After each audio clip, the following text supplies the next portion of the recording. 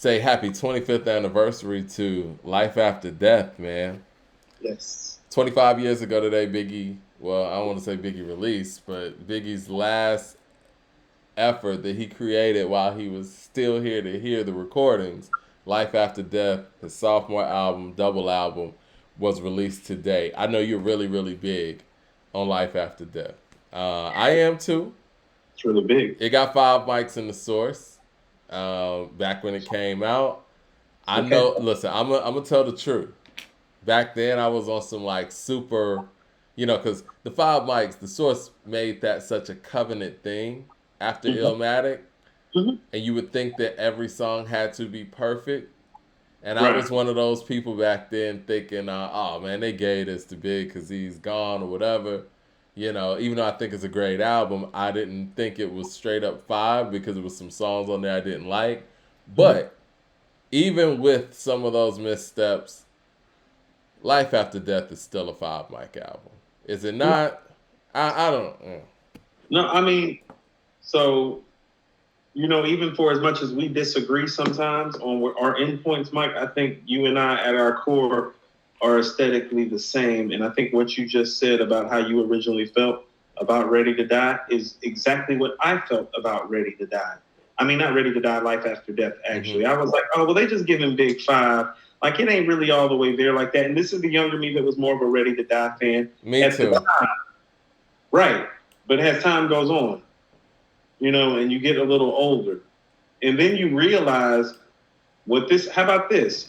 You realize what this album did for the game moving forward. Right. I was Those about to are say things you couldn't this see, at the album time. in terms of this album in terms of the impact that it Yeah. had on the game, in terms of the way it made other MCs make their albums. It is very Straight up. much comparable to what Rakim did when he started off Follow the Leader the way he did in terms of making everybody rhyme different. Like that's the day that old rhyming shit died. No, you're right.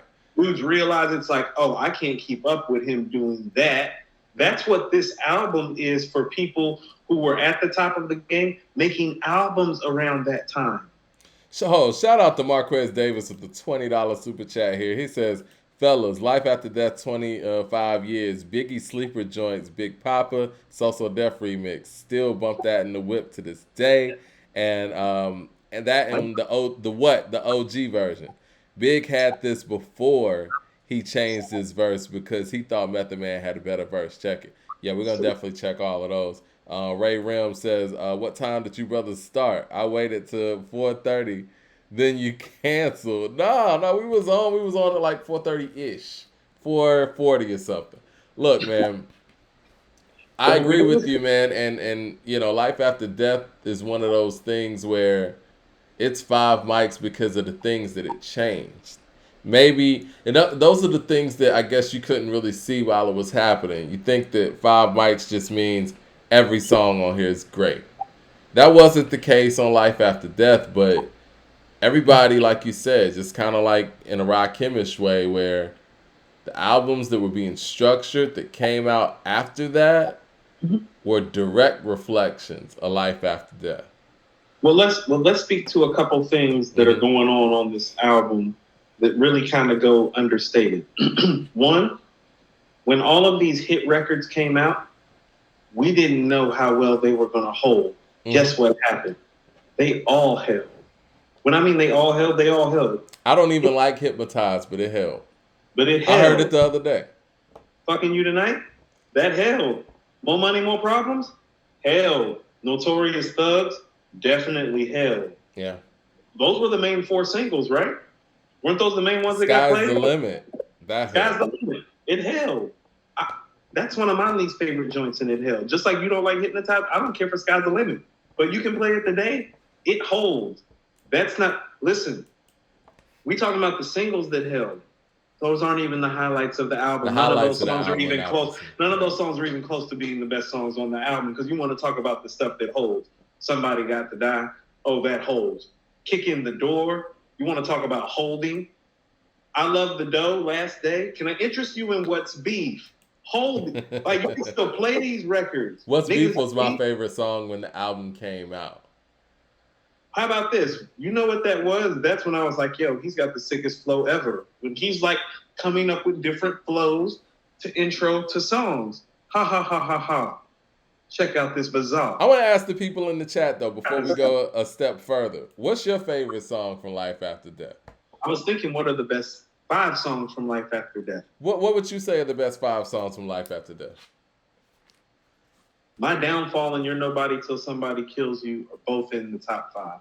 Definitely. You're Nobody Till Somebody Kills You is probably my favorite song on the album. My Downfall is my favorite Biggie song, actually. Okay. That's actually, to me, beginning to end his best mic performance and prophetic. After those 2 records, I'm with you, Mike. I think What's Beef is top 5. Yeah.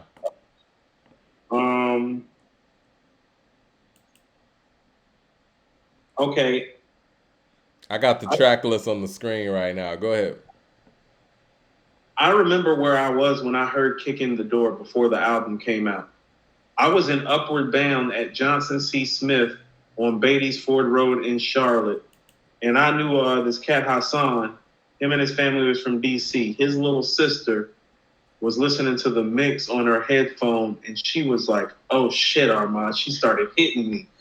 We was in a classroom at the college. We was in the Upward Bound program. She was like, all up, boom, boom, boom, boom, boom, boom. And the shit was just like, so I'm going to go kick in the door. Like, I still remember where I was when I heard her kick in the door. And it was like, you hadn't. I know you're a big 10 Crack Commandments guy, though. I am, but, like, you want to know what? Like, that's the objective part of me. Like, for me personally, Kicking the Door is a better mic performance. I think 10 Crack Commandments is better overall, objectively, like beat-wise, structure-wise, innovation-wise. Yeah. You know, I'm a rhyme guy. I'm seeing niggas bleed a lot. What do you think about that? I think Niggas Bleed is his response to the setup, and so I was always kind of funny about Niggas Bleed, because Nas dropped the setup in 96, and I thought Niggas Bleed was his response to that. I didn't love the beat the way everybody else did. I didn't love it the way everybody else did, but it's potentially top 5. I think I Got a Story to Tell is more entertaining, even though it's not a better story, and I like that he took like the Rakim kind of loop, which of course is the James Brown loop. Yeah. On some rap shit. Marquez Davis said Notorious Thugs. That's when I said, oh, sorry. He said, that's when I said Big is my favorite. Nas is still the greatest, but Big is my favorite. Oh, I feel him on that. You know, it's interesting because even that flow that Big used, that whole I'm the dangerous, ain't too many can bang with that. Like, New York was using that flow for the next 3 or 4 years. Yes. Over certain types of beats. It was like he taught the updated New York MC how to rhyme on some double shit. You know what I'm saying? So here's how important Life After Death is. He laid the blueprint. Life After Death is one of the reasons that I Am sounds so bad. Yeah. Because he was trying to do what Big did, and he wasn't versatile like Big yet. Even the blueprint too.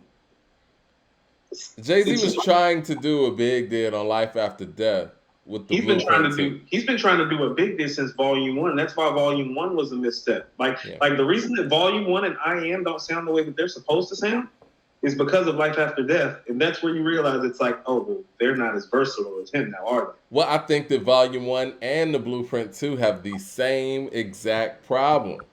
Brilliant moments and what in the world moments. That song on the Blueprint 2 with Sean Paul is one of the worst Jay-Z songs of all time.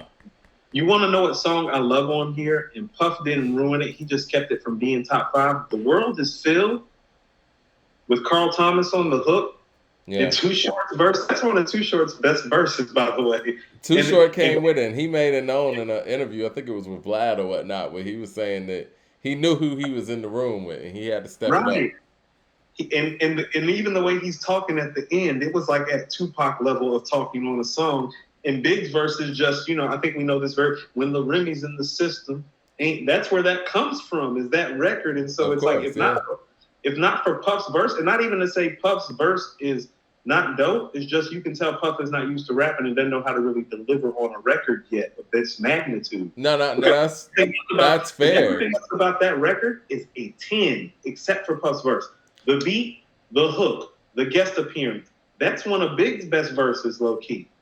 That's one of his agile verses where he gets slippery with it and goes everywhere. That's one of those. Yeah. When the Remy's in the system, ain't no telling will I fuck or will I diss him. That's what they be yelling. I'm a pimp by blood, not relation. Y'all. Man, took the whole.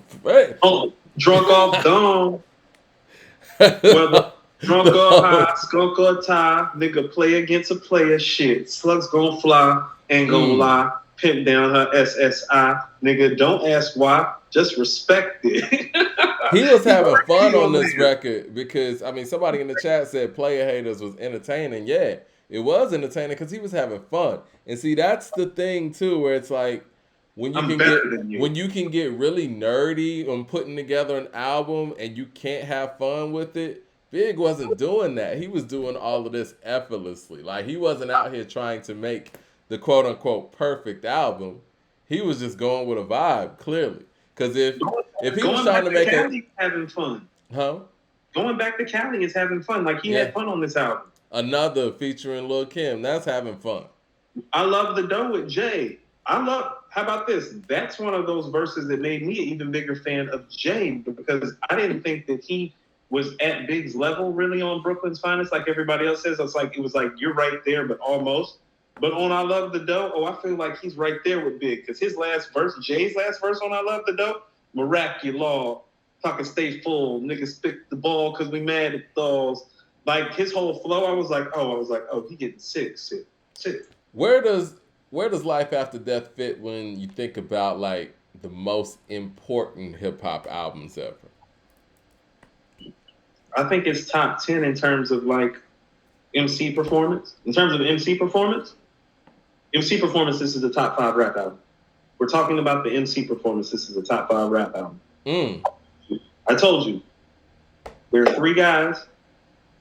88 Rakim, 94 Nas, or a lot of people like you say 94 to 96 Nas, like some people say, or you can say 87 to 90 Rakim. And then there's this guy, there's 97 Big. This is the evidence that it's like, yeah. So this is one of the 5 best mic performances ever, is what it is. As far as the album is top 10-ish. And the impact in terms of where you would put it is top 10 as well. So overall, it's a top 10 rap album. So overall, it's a top 10 rap album. Because here's the thing about it. The production on here, crazy. We ain't even talked about the production yet because the songs are so great. Big is so great. The mic performance is so great. The songs are so legendary. These beats are awesome too. It's a top 10 rap album. You know, he said, go ahead. No, and I'm going to leave it with this, and then you can speak. And I'm sorry for cutting you short. No, you good. Big is the only person, Snoop and Big are the only people that can say, yeah, I've arguably made 2 of the 10 best rap albums ever made. Like, I'm the author of them. Pen game belongs to me. The Chronic and Doggy Style, Ready to Die, Life After Death. Yeah. No, that's a strong point. Shout out to Kenneth Palmer over here with the super chat. My man Kenneth Palmer, he says, your last show made me go through Common's whole discography, and you're right. That's a lot of Common albums that are way better than Jay's. Did we say that? I don't think I just said that B is better than the Blueprint. We said that B is better than the Blueprint, which means they've got comparable stuff because that's Jay's second best album. Yeah. It's Common's best album, which means Common's all-time great because it's like, is B Reasonable Doubt? Well, hell no. But do we think it's better than the Blueprint? It's like, yeah, that shows you what Common is capable of at his best. So comparable.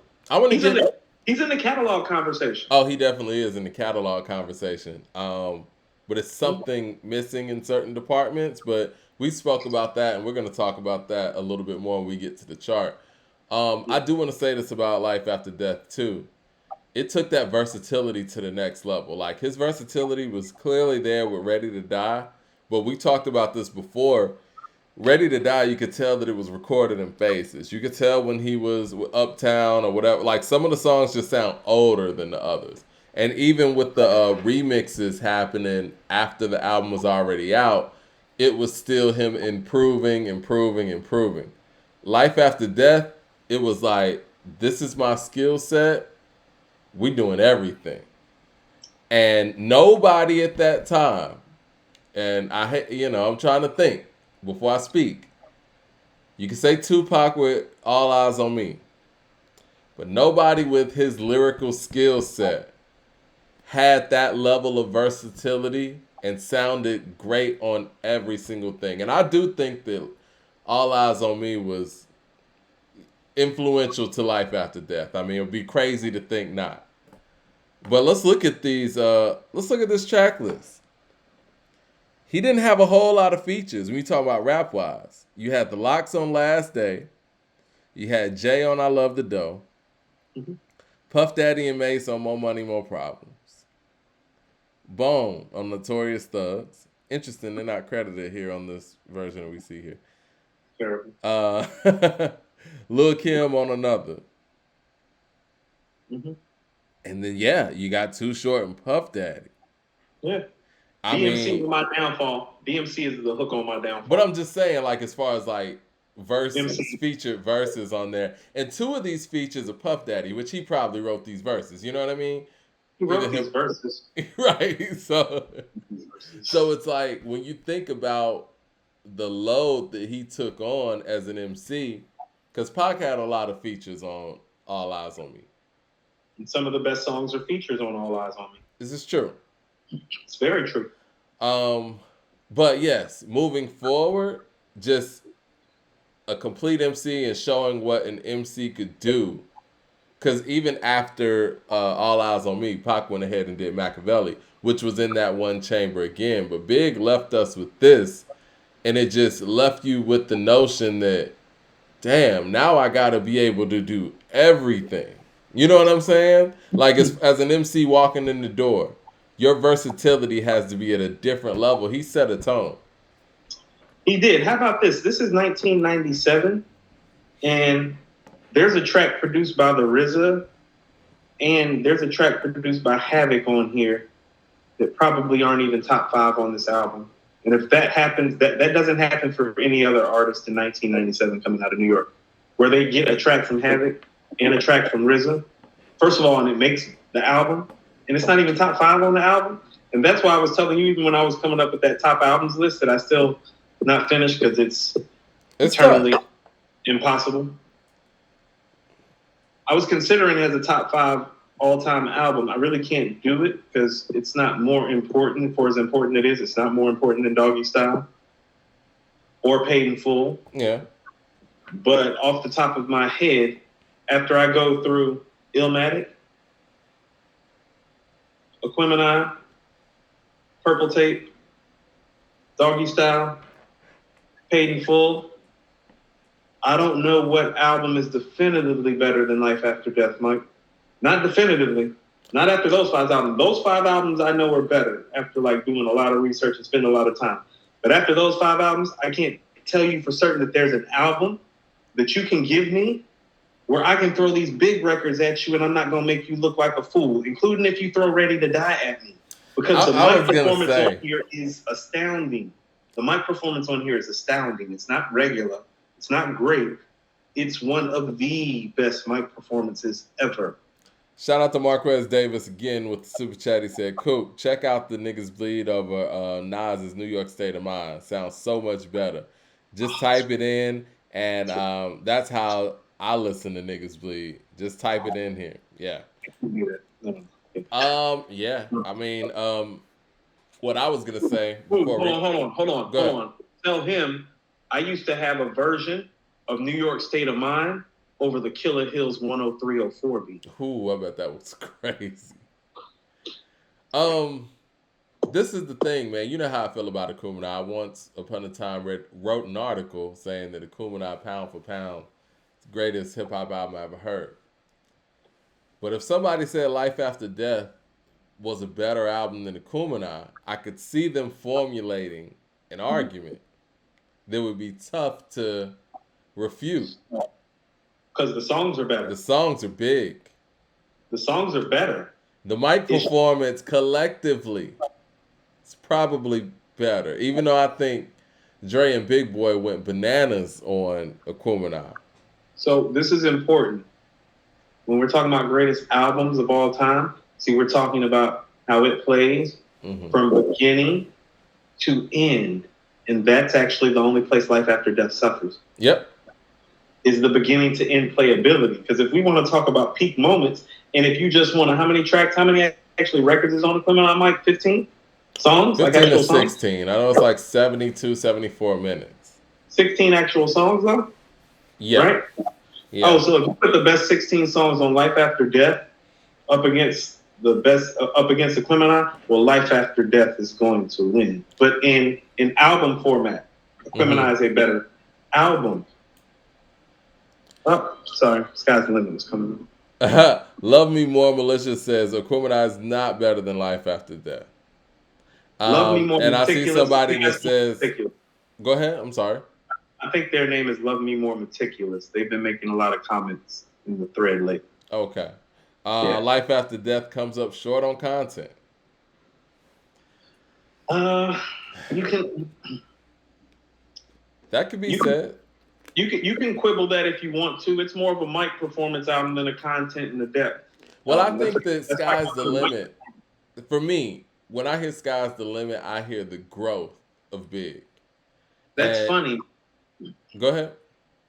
See, here's what I'm saying is that like when you're talking about the content, well, you got to look at what's going on around Big. So it's like when I hear What's Beef, when I hear Another, when I hear 10 Crack Commandments, even when I hear My Downfall, Long Kiss Goodnight, no, he's talking about the stuff that's going on. Like even when 10 Crack Commandments starts off, he was like, "This for all my hustling niggas still in the streets." Like he's letting you know, like I'm not in the streets anymore, but I gotta make music for my guys. You know what I'm saying? So there's like that's real content. I think, you know what man, but I get what they're saying. No, I feel that, and I've always had that argument too. But the thing is, what we have to do is put content in context and to what the person's going through. I mean, if this is what he's living and he has to get off, I don't expect him to talk about, the revolution, like. Here's the thing, or I wouldn't want him to speak about what's real to you in the moment, and I feel like he did that on that album. Right. Well, he always did that. So let's go to my favorite record on Ready to Die is Everyday Struggle. The realest part of that album to me is hard to explain how I maintain. The crack smoke make my brain feel so strange. Like I'm sampling my product. You know what I'm saying? He's being honest with you. That's what the 10 Crack Commandments is. It's like, no, I'm not that guy on Everyday Struggle anymore. I'm not cooking up crack. I'm not sampling the products, but this for my niggas out here still pushing. Let me give you some instructions. It's an instructional manual for you to get your game on track, knock your wig, push back. Right, because he's been out there. And so that's real, and that's real content. Because I agree. Right, and so that's content for the individual that's giving you the material. Their perspective on what they were living prior to this lifestyle. So 10 Crack Commandments is real depth of content. That's why I told you it's like, no, I enjoy kicking the door more. But objectively, 10 Crack Commandments is better, like, if you're asking me, because of those things like that. Because it's like, oh, that's the dude from Everyday Struggle that don't got to sell work no more. Shout out to Godfather with the super chat. He said, "Yo, Mike, I need you to do a top 10 album against Nas's Illmatic. It Was Written, I Am, Life Is Good, Magic, King's Disease, 1, 2, Godson, Lost Tapes, Stillmatic." Listen, man, I mean, that's a tough 10 to top for anybody. I guess we need to go on to the Nas topic, huh? He meant against like another artist top 10? I guess so. Yeah, I mean, I don't think I could pick 10 better than that. Because if we're going to start with Jay, we'll be here all day. If we do that. Because I think Jay's best albums are Reasonable Doubt, The Blueprint, The Black Album. We're going to go American Gangster, then it starts to kind of drop off a little bit. You got the volume 1, or if you want to go volume 2, that's Okay. 6, and then you got like the Blueprint 3 maybe, Mm-hmm. and then I would say the That it Blueprint starts 2. suffering. Yeah, Yeah, that's when it starts suffering. After the Blueprint 3 is when it starts suffering. yeah, and I would And say the Blueprint 2 after that, and I guess 444. The Dynasty. I think those would be the 10. Even though I'm so not a big 444 fan, I do think it's in the 10. hold on. Let's run down Ghostface catalog right quick. And this is why I said like Ghostface or Scarface might have a catalog that like gives Nas more of a run. And I wasn't saying that to be disrespectful to Jay. How about this? Jay's top heavy stuff is what people are talking about. Because this top heavy stuff is some of the best stuff ever. Because he's one of the best ever. But for consistency purposes, I mean, what? Iron Man? Oh, let me get to Supreme? this super chat real quick before we do this real quick. Kenneth Palmer says, Biggie is so in pocket in life after death. He is more comfortable in his flow and his technique compared to his debut. And that is the truth. You could see and hear the growth. Billy Barr says big forever. Go ahead. He was already great on Ready to Die. That's what's like astounding. It's like he's already dope. No, I've said this before, man. You could hear Big getting better verse by verse. And the legend is that he recorded Victory the night before he was murdered. Yeah. And you He can hear was it. continuously getting now better. You call me Astro. Right. You could hear it. You could hear him on that Shaq collaboration. Can't Stop the Yeah, Rain. you can hear him when You Can't Stop the Rain. I told you, Mike, he's stupid. He was getting better and better, man. And like then the Get Money remix we talk about all the time. That's the change, Mike. I told you that's like, for me, some of the most important rap moments in history is when people start becoming all-time great. It's like I told you, he's a dope MC. On the Get Money remix, he's all-time great, and he never stops being all-time great. Like, he's done flashing at that point. He's not flashing anymore after that Get Money remix. It's like, no, you getting this shit all the time. That Jada Kiss verse on Blackout, it's like there was no more of him flashing. It was like, no, you about to get this work. You know? Mm-hmm. Right. No, that's real. And unfortunately for us, but kind of fortunate for us, from the Get Money remix to the point that he died, he gave everybody that fucking work. And he was better than everybody else from that point on, pretty much as an overall MC. And the only person that was better than him lyrically was probably Jay-Z, Nas, and not even Black Thought was lyrically that nice yet. He had just started to show himself at that level. Man, all right. Because a lot of people talk about, Big not being able to be one of the greatest because of him having 2 albums. But I think that this individual is a special situation that we'll never see that again, where somebody's able to be this impactful with just 2 albums. And like we said, Life After Death was kind of the confirmation that he had changed the course of everything. Because Ready to Die, the game-changing moments on Ready to Die for the most part, and correct me if I'm wrong, were the remixes. So that's why I keep on bringing up. So how about this? The Big that everybody remembers is not the Big from Ready to Die. That's the Big from the One More Chance remix, from the Junior Mafia album, and from Life After Death. That's the guy from Get Money. The guy with the cane. The Get Money remix. Yeah. Yeah. Like that guy's like the dude that's on Ready to Die is Everyday Struggle, Suicidal Thoughts, Give Me the Loot, Things Done Changed. The original One More Chance. When it comes to sex, some similar to the Thriller. Right. He wasn't on, even when he was making songs for the ladies. Like, how about this? The original version of One More Chance? That's like a modern day Cool G rap record for its time. That's how Cool G rap would rap about a woman, like if he was like on top in the mid-90s. The original One More Chance. Like, it's real grimy. This is my thing, man. Like, let's be fair. Mm-hmm. Let's just say any artist that came out, let's cut them off after 2 albums. Mm-hmm. Do they have this high of a trajectory? Do they have this many timeless records? that stood the test of time. We got people talking about Big being in a versus, and this man only had 2 albums and a bunch of features. He did his feature thing crazy, and I can't wait till we rate Big's features and all that. It's like he has this much material that he left us with, and there are people who've been here for decades, and we struggle to get 20 joints for them to do a possible versus. Like, I would have no problem pulling out like a mock versus for Big. Those 20 records will fall out like that. Mike, everybody in trouble.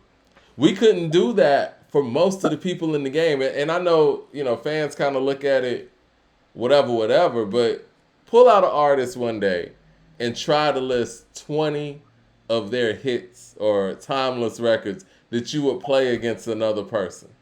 It's not that easy. You start to get kind of fuzzy around 12. Hold on. And people need to understand something about black music. Go try to find 20 classic OJ's records or 20 classic Earth, Wind, and Fire records. Go see how hard it is to actually go find 20 classic songs. Not records that you love. Right. Not records that you personally enjoy, but 20 records from those all-time great bands that are classic. And you're going to struggle with that because the shelf life really of an artist in their prime is like on some running back years type stuff. And you're totally right, because immediately, Mike, when you said that, it's like, well, who could we cut off after 2 albums they have a greatest hits list? And I thought to myself, Rakim, KRS-One, Nas, Ice Cube. Who else you got? Those are the only guys that did enough work in their first 2 albums to make a greatest hits list. It's true. Marquez Davis with another. But I don't think Cool G Rap has enough on his first 2 albums, even though most of his classic stuff is on his first 2 albums. Because like you said, Mike, after you get to actually about track number somewhere 9 through 12 on G Rap's greatest hits list, if you go through his first 2 albums, you're going to be struggling after about 9 through 12. Shout out to Marquez Davis with another super chat. Says, don't forget that Biggie kept Keep Your Hands High with Tracy Lee. Yeah. Second verse is incredible. Dude was too good. Me and my homie Lance took Kim and sees it. Fans, yeah. You know what? Even when we saw the verses with KRS and Kane, and I'm glad that those two did it, and I'm glad that Kane stepped up and, went one-on-one with KRS. Even he, with the incredible career he's had and catalog he's had, he was kind of struggling to get to 20. I mean, he did some freestyles up there, which I think he should have did records in his place. But that just goes to show you, it's not easy to get to that 20 mark. And Big is one of those people who got to that 20 mark with 2 albums. And so, how about this? You know how I feel about Tupac as well. We'll cut Tupac's life off after Tupacalypse Now and Strictly for My Niggas. He's not even in a conversation for anything. People are saying DMX, but even if you cut DMX off it, No. I like flesh the DMX. of my flesh, blood of my blood. No. Like, I have to be honest with you, Mike. About 15 of his 20 best records are on his first 2 albums to me. Yeah. No. I mean, well, I think the third one carries a lot too. No. The third one will probably finish the 5, probably, or at least like another 3 or 4. So yeah. And Jordan House brings up another good point. At 24 years old, that's the other caveat. That's what makes Big ceiling so high. And again, we'll never know, but I'll tell you this, man. He was on the trajectory to be the greatest MC of all time, period. I don't know. Nobody had a higher ceiling. No, because here's what we got robbed of, and this is what I'm trying to say. Like, Tupac got there younger and sooner than all these guys was about the same age. Tupac died at 25, Mike. And but I think Tupac would have done more movies. No, possibly. But what I'm trying to say, in terms of his mic performances, well, Mike, his best mic performances happened at what age? The same year Big's best mic performances happened. So they were actually starting to elevate at the same time, where one person was there before the other and was selling more records than the other and had more notoriety than the other. And I'm not talking about Big when I'm saying that. So when you're saying he was on the trajectory to be the greatest MC of all time, as an MC, maybe, but if Pac would live, Pac is right there taking a lot of that notoriety away.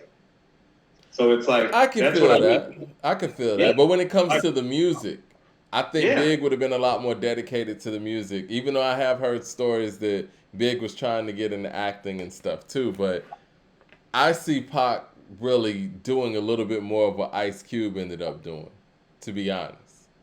I can see Kenneth what Palmer you're. with another super chat says, check out Biggie's reference track to the Lil Kim Queen Bitch on YouTube. Amazing. You can hear Biggie rapping the lyrics and telling Kim how to spit it. Yeah, that was. I mean, he was doing a whole lot of writing. I'm sure he was doing some writing for Puff and all that stuff too. What were you about to say, Coop? No, it's just sad. I mean, think about what we're saying about Lotto being 23 years old, and it's like, oh my God, like she's gonna be so dope because she's so young. These dudes made their best stuff at 24, Yeah. 25. They were 1 year older than Yeah, Mulatto and made all yeah, this stuff. yeah. So when people are saying this, it's like Big was probably on the trajectory. Like, how about this? When you talk about his trajectory, it's like, well, I think he already did that because I still consider him on the trajectory that I think he was headed towards. I consider him to be the most versatile MC to ever touch the mic, even to this very day. Yeah, he's I, definitely the most rounded, in my opinion. there's has there been somebody more well-rounded than Big come along since Big? I don't think so. I was just talking about like skill sets. No. Yes, he said. So life after death is the evidence of that. So he kind of Yeah, did his job, even though he's gone. definitely. Rest in peace to Biggie Smalls. And if you Pac haven't was getting listened, better as an MC. Like that's what I'm saying. Like Pac and Big were getting better, but Big did what he came to do. We haven't got anybody more versatile this is what I than will Pac. say before we move on to the next subject. I think Pac was Pac. I think Me Against the World, All Eyes on Me, Machiavelli, he was Pac. I didn't hear like individual improvement. I could constantly hear the improvement of an already great MC in Big. I think Pac was consistent with what he was bringing, where Big was consistently improving as an individual MC. See, okay, so I would go to our ratings and tell you, well, look at our ratings, Mike. The only thing Pac really needed to improve upon was his lyricism. There wasn't much to improve upon. And the one thing for him to improve upon, which would be lyrics and hook, he did on the last two albums. That's what I'm saying. It's like, well, you're saying that like you didn't see the improvement. Well, look at these things. Well, his voice was already a 10. His delivery was already a 10. His storytelling was already a 10. His collaborations, his legacy, his songwriting, those things were already 10s. The only thing that was left for him to do right before he died was actually be an MC lyrically the caliber of a Nas or a Big. And he was trending towards that. That's therefore the You think hits. he could have done that? I just don't think that based on what many people out there consider a lyrical MC to that stature, I don't think that was in him. I think he was a lyricist in his own right in the way that he put together things. I I don't hate to think you say were going to get different flows and all that stuff from Pop. you want to know what I noticed on All Eyes on Me? His vocabulary, like his usage of words, like words that he wasn't using before that I knew that was in his skill set, he started using. And so when you're saying that, it's like I remember the guy that's starting off No More Pain, my adversaries cry like hoes. He wasn't using words like adversary before. Fully eradicate my foes. Flows, Yeah. lyrics explode on contact. He wasn't talking like that before, Mike, and you know that. No, that's true. That's fair. Right. So he was starting to implement some of those what people been saying in the chat, literary devices. He was starting to implement some of those things because he was hearing the talk. Like, oh, you love the way this nigga Nas and Big is rhyming. No, I can do that. I got words. I'm a writer. So you started seeing his word play and his word usage come to life on All Eyes on Me in ways that it hadn't before. And that was directly a reflection about how people felt about Nas and Big as lyricists in reflection to him. Like, oh yeah, we still love you, but you can't do that. He like, no. He's like, I can do some of that. Give me a minute. So we don't know. People in the chat are debating Pac's lyrical skills. Some people say he's a lyricist. Some people say he's overrated. And some people are saying we ranked him too high on certain things. We're going to get to all that. But hold on, but listen to what you just said. What the people be doing?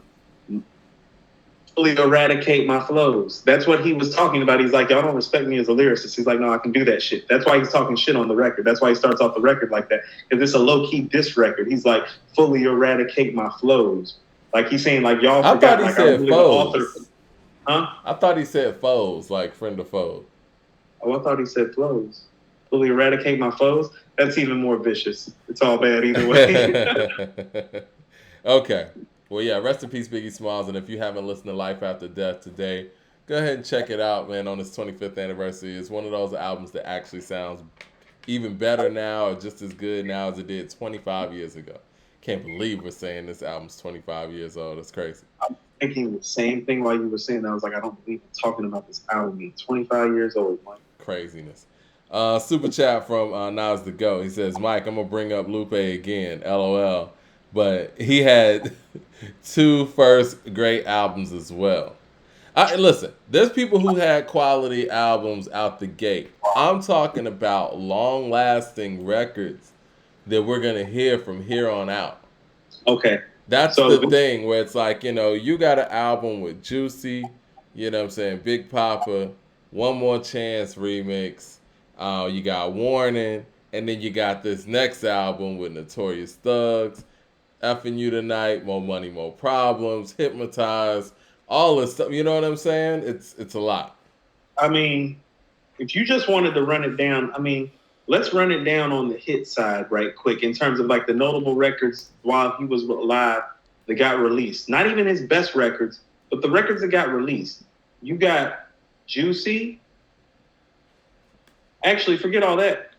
Let's go to, you can go Party and Bullshit. Who Shot You?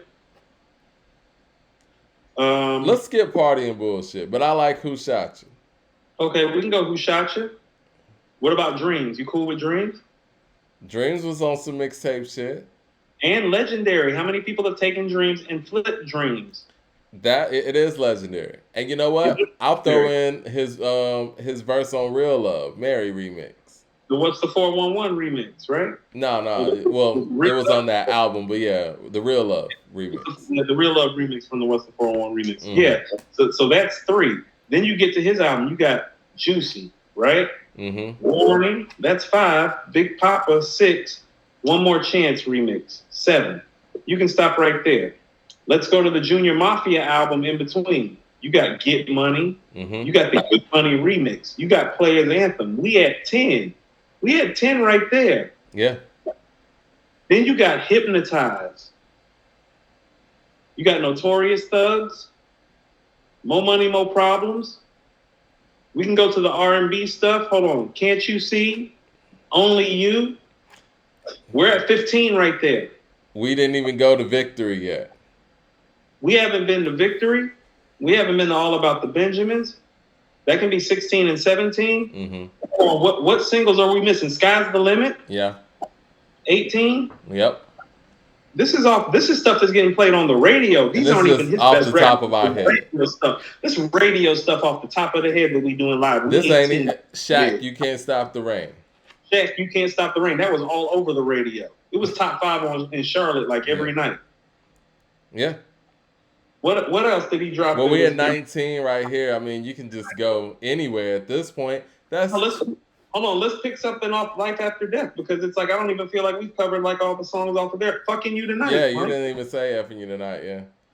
And not to mention he was on Michael Jackson's album. Yes, he was on History. Right. He was on R. Kelly's album too. The R. Kelly album, the Be Happy joint. Yeah. That was played on the radio. Yeah. I think he has some of the most impressive. I think he has some of the most impressive R&B appearances, like features on R&B records. People are saying going back to Cali. Yeah, we didn't even mention that one. Shout out to Ryan Gillum with the super chat. He says Lupe Fiasco's album Georgian Wave is a classic and ahead of its time. I thought that album was super underrated too, to be perfectly honest. I'm gonna go back and listen to it this weekend. I'm gonna go listen. No, that album was dope. That album got slept on like crazy.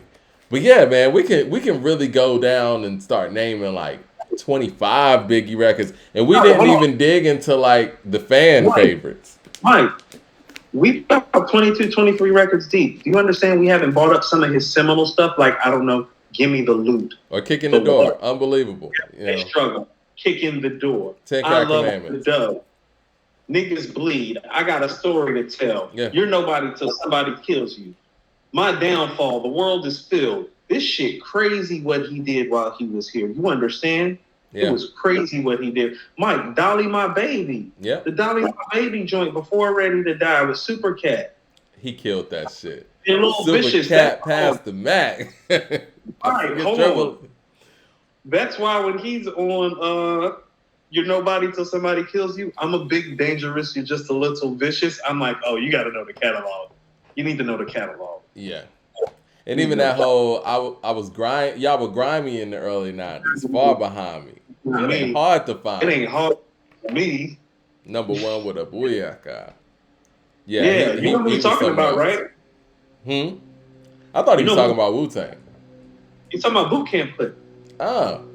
They had a run in at D&D. Kicking the Doors isn't just about Nas. The first verse is about Nas. The last verse is about Boot Camp Clip.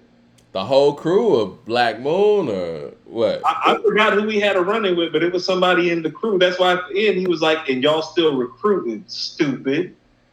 Right. He's talking about Boot Camp Click, like, oh, y'all still rounding niggas up. When he's talking, y'all was grimy in the early 90s, far behind me. It ain't hard to find me. I never knew that. I just assumed that was an answer back to what was done on the Purple tape. No. That's Boot Camp Click shit. They had an actual run-in at D&D Studios, Mike. Shout They out had to a Jay run-in Short and with didn't go. I forgot with who and what. And also keep in mind with this, Pac was cool with Smith and Wesson. Yeah, he was. Yeah. Shout out to Jay Short with the super chat. He says, late today, but thank you guys for what you do. It's needed to be documented what really happens in hip hop history. We need to tell our story.